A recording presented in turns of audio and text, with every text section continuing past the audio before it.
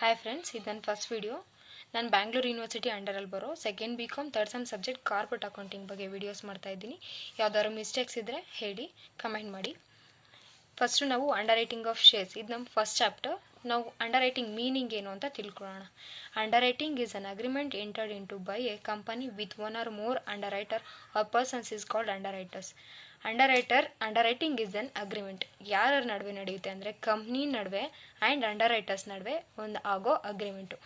Under writers ಏನು agreement ಮಾಡ್ಕೊತಾರೆ ಅಂದರೆ ಕಂಪ್ನಿಯಲ್ಲಿರೋ ಶೇರ್ಸ್ ಆ್ಯಂಡ್ ಡಿಬೆಂಚರ್ಸ್ನ ಅವ್ರು ಪರ್ಚೇಸ್ ಮಾಡಿಕೊಂಡು ಪಬ್ಲಿಕ್ಗೆ ಸೇಲ್ ಮಾಡಿಕೊಡ್ತಾರೆ. ಪಬ್ಲಿಕ್ಗೆ ಸೇಲ್ ಮಾಡಿಕೊಡೋ ಪ್ರೋಸೆಸ್ನ ನಾವು ಅಂಡರ್ ರೈಟಿಂಗ್ ಅಂತ ಕರಿತೀವಿ.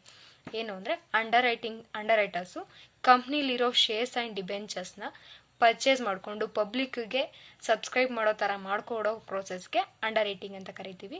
We have another meaning: who undertake the whole a certain portion of unsubscribed shares or debentures of a company for the certain remuneration is called underwriting commission.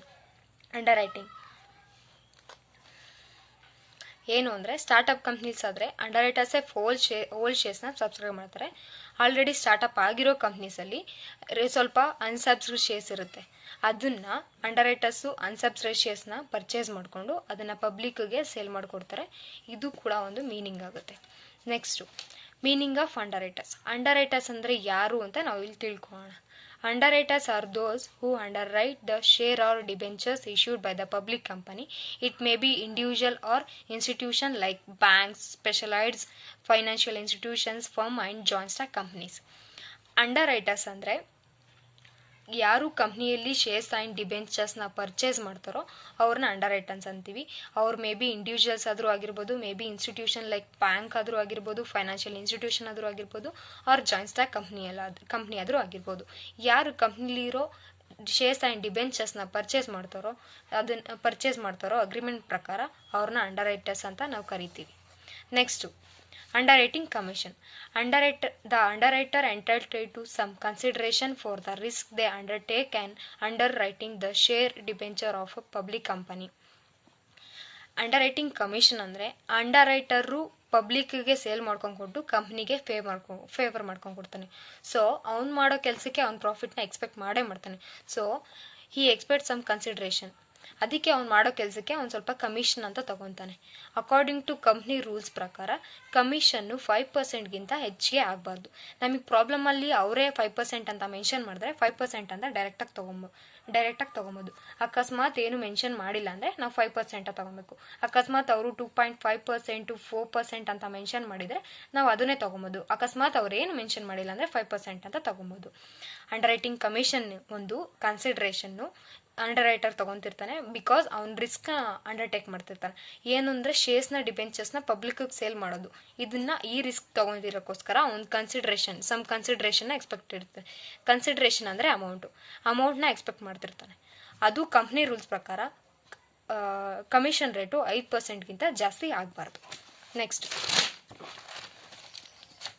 Advantages.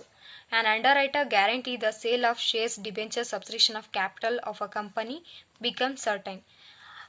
Under ರೈಟಿಂಗಿಂದ ಏನು advantages ಇದೆ ಅಂತ ತಿಳ್ಕೊಳ್ಳೋಣ. Under writer guarantee ಕೊಡ್ತಾನೆ ಕಂಪ್ನಿಗೆ.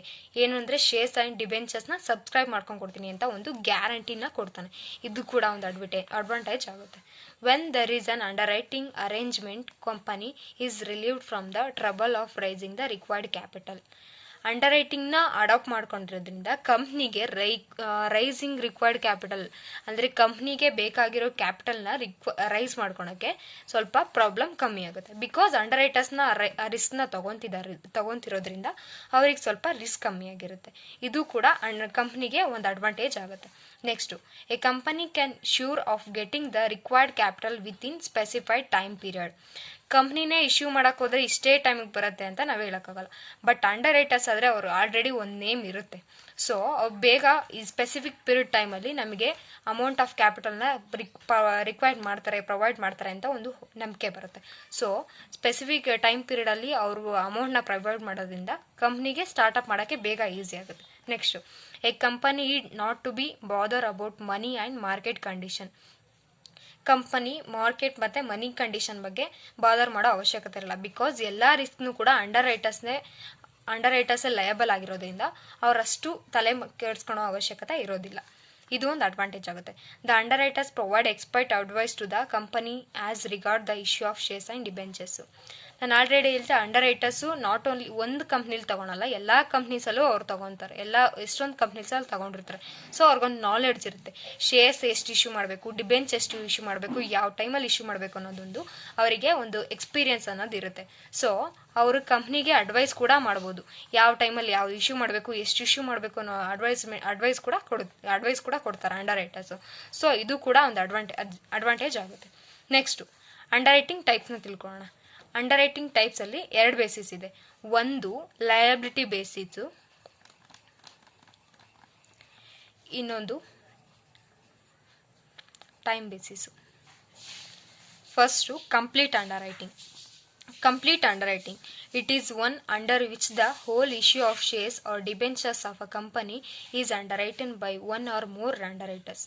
Complete underwriting ಅಂದರೆ meaning ಇದರಲ್ಲೇ ಇದೆ. ಮೀನಿಂಗು ಕಂಪ್ಲೀಟ್ ಅಂದರೆ ಮೀನ್ಸ್ ಕಂಪ್ನಿ 10,000 ಶೇರ್ಸ್ ಇಶ್ಯೂ ಮಾಡ್ತಾ ಇದೆ ಅಂದರೆ ಅಂಡರ್ ರೈಟರ್ಸು 10,000 ಶೇರ್ಸ್ನು ಕೂಡ ಹೋಲ್ ಶೇರ್ಸ್ನು ಕೂಡ ಪರ್ಚೇಸ್ ಮಾಡ್ತಾ ಇದ್ದಾರೆ. ಸೊ ಇದನ್ನು complete underwriting. Whole issue of ಶೇರ್ಸ್ನು ಕೂಡ ಅವ್ರು ಪರ್ಚೇಸ್ ಮಾಡ್ತಿರೋದ್ರಿಂದ ಇದನ್ನು ಕಂಪ್ಲೀಟ್ ಅಂಡರ್ ರೈಟಿಂಗ್ ಅಂತ ಕರಿತೀವಿ. Next partial underwriting. A partial underwriting is one under which a part of issue of shares or debenture of a company is underwritten by one or more underwriters. ಅಂದರೆ as you already no ಕಂಪ್ಲೀಟಲ್ಲಿ ಅವ್ರು complete ಶೇರ್ಸ್ನು purchase ಮಾಡ್ತಾರೆ. Partial ಅಂದರೆ means of ಅನ್ನೋ ಥರ. 10,000 ಅವ್ರು issue ಮಾಡ್ತಾ ಇದ್ದಾರೆ ಅಂದರೆ 5,000 ಆರ್ 8,000 ಆರ್ 7,000 ಈ ಥರ ಶೇರ್ಸ್ ಮೀನ್ಸ್ ಇನ್ನೂ ರಿಮೈನಿಂಗ್ 2,000 ಇರೋ ಥರ 3,000 ಇರೋ ಥರ ಅವ್ರು ಪರ್ಚೇಸ್ ಮಾಡ್ತಾರೆ. ಸೊ ಹೋಲ್ ಇಶ್ಯೂ ಆಫ್ ಶೇರ್ಸ್ನು ಅವ್ರು ಪರ್ಚೇಸ್ ಮಾಡಲ್ಲ. ಇಲ್ಲಿ ಸಮ್ ಆಫ್ ಅಮೌಂಟು ಸ್ವಲ್ಪ ಶೇರ್ಸ್ನ ಅವ್ರು ಪರ್ಚೇಸ್ ಮಾಡ್ತಾರೆ. ಸೊ ಇದನ್ನು ನಾವು ಪಾರ್ಷಲ್ ಅಂಡರ್ ರೈಟಿಂಗ್ ಅಂತ ಕರಿತೀವಿ. ಕಂಪ್ಲೀಟ್ ಅಂಡರ್ ರೈಟಿಂಗಲ್ಲಿ ಫುಲ್ ಶೇರ್ಸ್ನು ಪರ್ಚೇಸ್ ಮಾಡ್ತಾರೆ.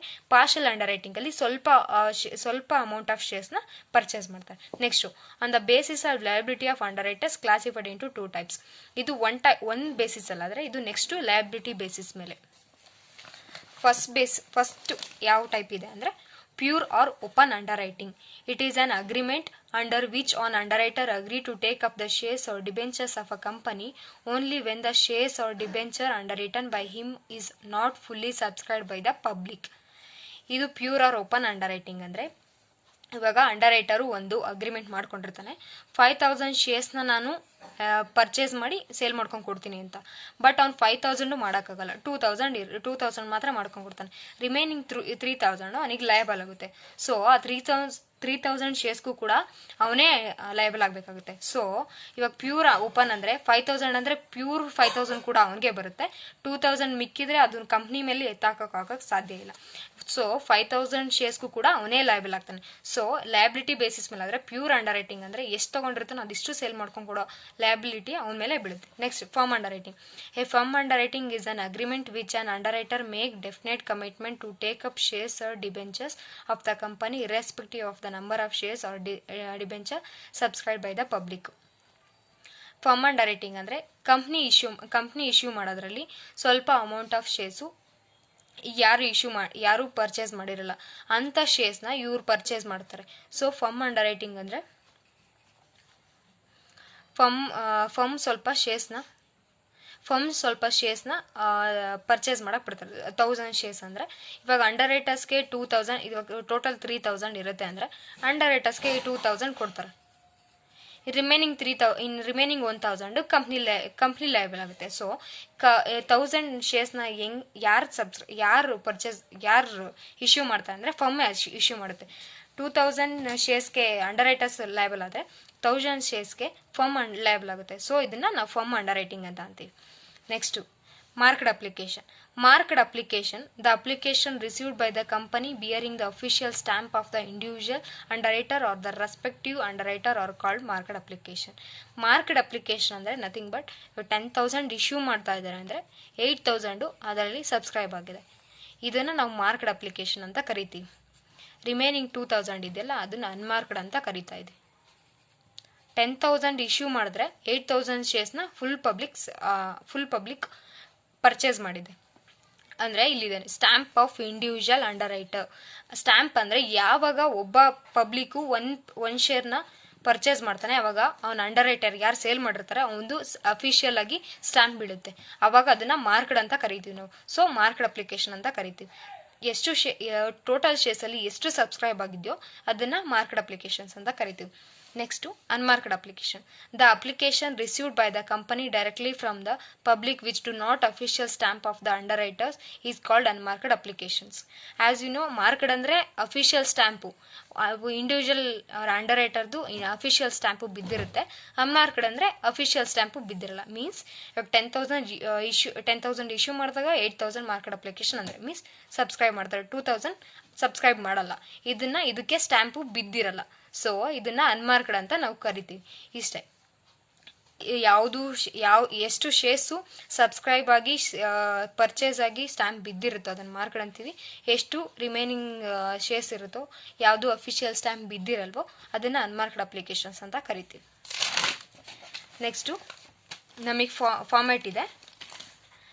Statement sharing underwriters liability excluding from underwriters in total subscription.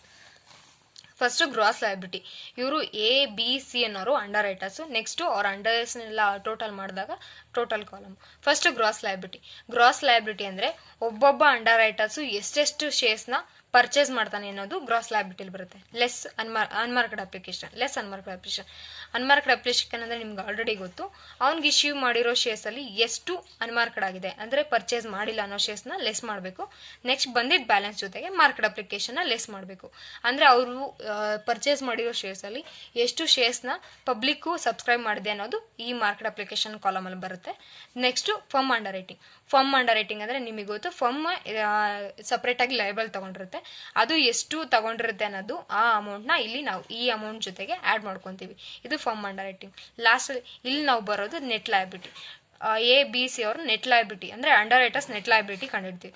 ಜೊತೆಗೆ ಫರ್ಮ್ ಅಂಡರ್ ರೈಟಿಂಗ್ನು ಆ್ಯಡ್ ಮಾಡ್ಕೊಂಡಿರೋದ್ರಿಂದ ನಮಗೆ ಟೋಟಲ್ ಲಯಬಿಲಿಟಿ ಸಿಗುತ್ತೆ. ಸೊ ಇಷ್ಟೇ ಫಾರ್ಮೇಟು. ಇದು ಫಾರ್ಮೇಟು. ನೆಕ್ಸ್ಟ್ ವಿಡಿಯೋಯಿಂದ ಪ್ರಾಬ್ಲಮ್ಸ್ ಸ್ಟಾರ್ಟ್ ಮಾಡೋಣ. ಏನಾದರೂ ಮಿಸ್ಟೇಕ್ಸ್ ಇದ್ದರೆ ಪ್ಲೀಸ್ ಹೇಳಿ. Please subscribe and support my channel.